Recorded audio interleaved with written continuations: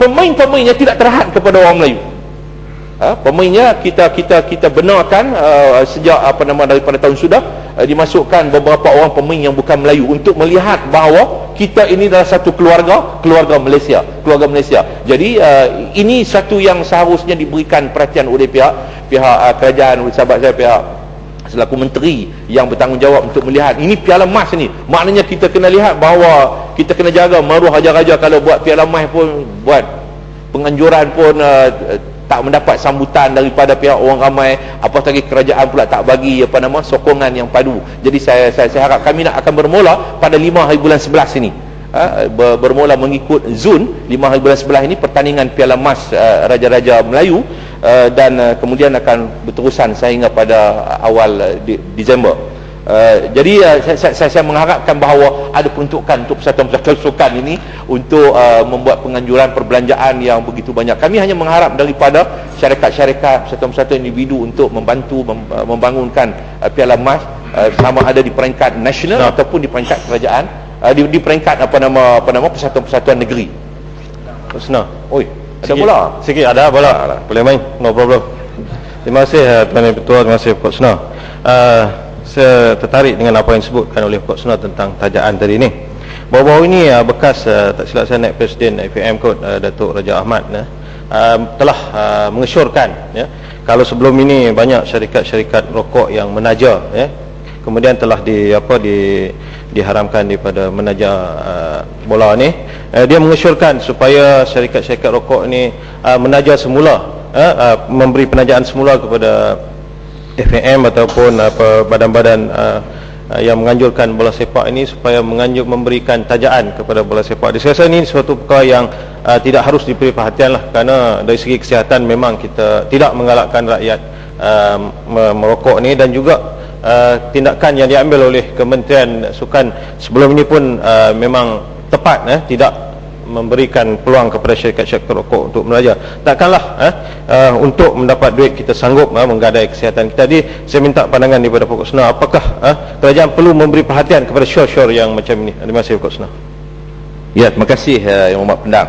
Saya rasa benar cukup jelas lah, maknanya ini berkaitan dengan keputusan yang telah dibuat sebelum ini, yang saya fikir bahawa kerajaan tak perlu memberikan perhatian. Tapi apa yang pentingnya ialah kita telah bersetuju dalam sesi yang lepas ataupun sesi bajet tahun sebelum ini, iaitu satu dana bola sepak, dan kerajaan pun telah memperuntukkan, kalau tak silap saya 10 juta, tapi bagi saya terlalu kecil lah 10 juta untuk membangunkan bola sepak ini. Tapi perlu ada satu dana yang diperuntukkan oleh semua pihak, GLC yang terdapat dalam negara kita, yang kita telah bersetuju semua, Pakatan Rakyat bersetuju, sebelah kanan pun bersetuju, kita mencapai satu kata sepakat untuk memajukan sukan negara. Sebab kita nak cungkil, saya ada pengalaman dalam menguruskan pasukan bola sepak Piala Mas di negeri Kedah.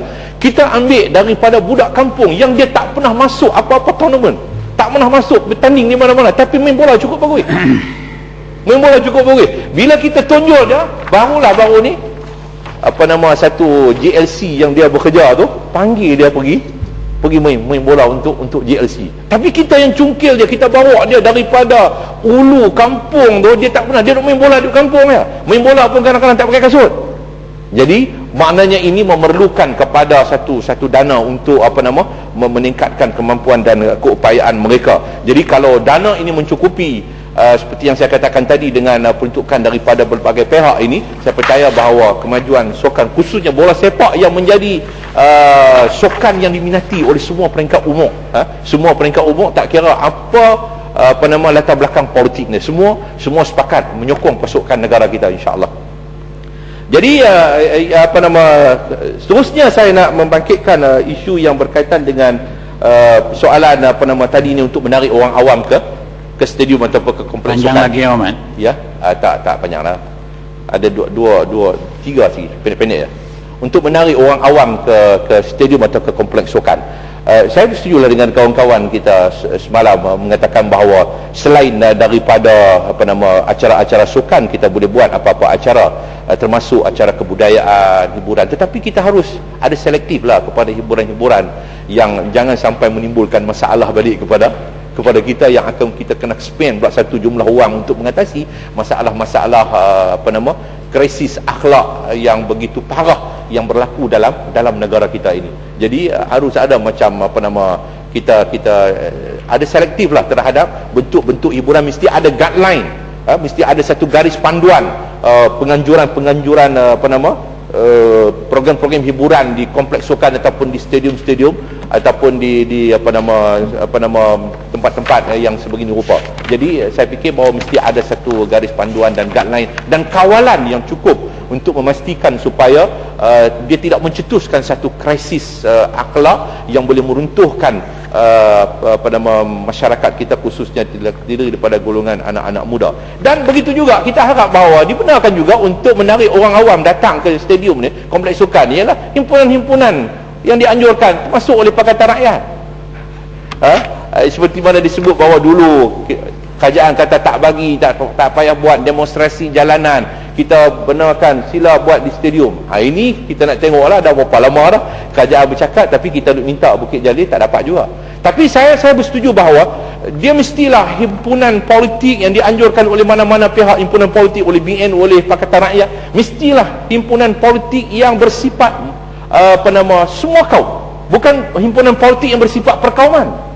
Saya tidak bersetuju kalau nak dibuatkan satu himpunan politik yang bersifat perkauman yang boleh mengundang kepada perkara yang tidak baik, seperti mana yang pernah nak dibuat pada tahun 80-an dahulu, yang dianjurkan oleh Yang Berhormat Perdana Menteri pada waktu itu menjadi Ketua Pemuda UMNO dalam satu perhimpunan umat Melayu di Stadium TPCA, yang didahului dengan satu roadshow seluruh negara pada waktu itu untuk membangkitkan semangat orang Melayu untuk dalam sifat perkauman, untuk melakukan pergaduhan dengan orang lain, yang akhirnya perhimpunan tersebut dibatalkan oleh pihak polis. Tapi yang menjadi mangsanya saya ditahan di bawah ISA yang tak terlibat. Kenapa? Kerana wujudnya satu ketegangan kaum pada waktu itu akibat daripada penganjuran himpunan yang bersifat perkauman yang nak diadakan di stadium TPCA pada waktu itu. Jadi saya tetap berpegang pada prinsip sampai sekarang bahawa sebarang himpunan yang bersifat perkauman, tetapi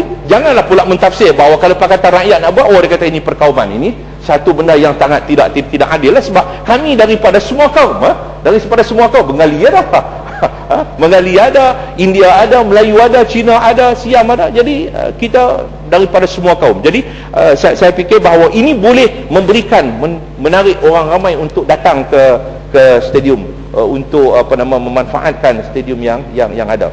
Kemudian saya juga nak mendapatkan penjelasan bahawa apakah laporan perbadanan ini tidak perlu dibentangkan di Parlimen, hanya dibentang kepada menteri sahaja. Jadi itu kalau lihat perkara 13 ini, laporan itu hanya diberikan kepada menteri, tidak kepada Parlimen. Sedangkan kalau sebelum itu Perbadanan Stadium Merdeka, laporan-laporan yang bersifat laporan tahunan itu diberikan diletakkan di atas meja walaupun tidak dibahaskan.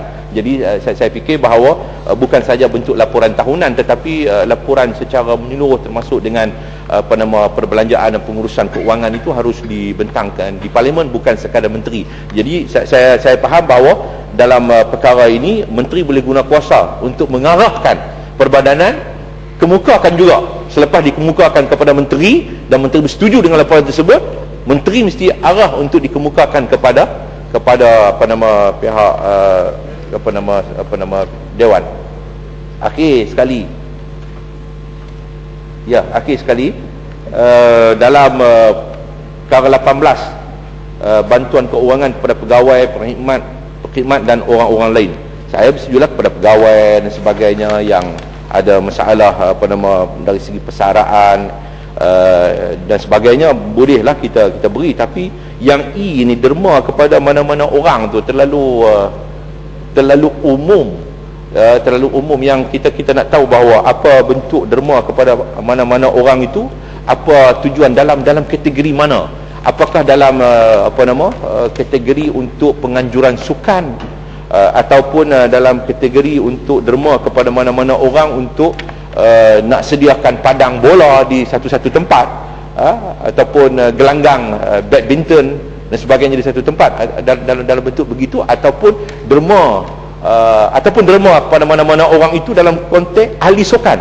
Kalau dalam konteks ahli sukan boleh, sebab saya bimbang bahawa takut nanti bahawa dengan terlalu umum begini dia boleh menyebabkan berlaku perkara yang tidak amanah yang menyebabkan penyalahgunaan boleh berlaku. Jadi itu yang dapat saya sampaikan. Mudah-mudahan sedikit sumbangan pada saya untuk memastikan bahawa stadium kita ini dan kompleks sukan dalam negara kita ini akan dapat dimanfaatkan secara sebaiknya.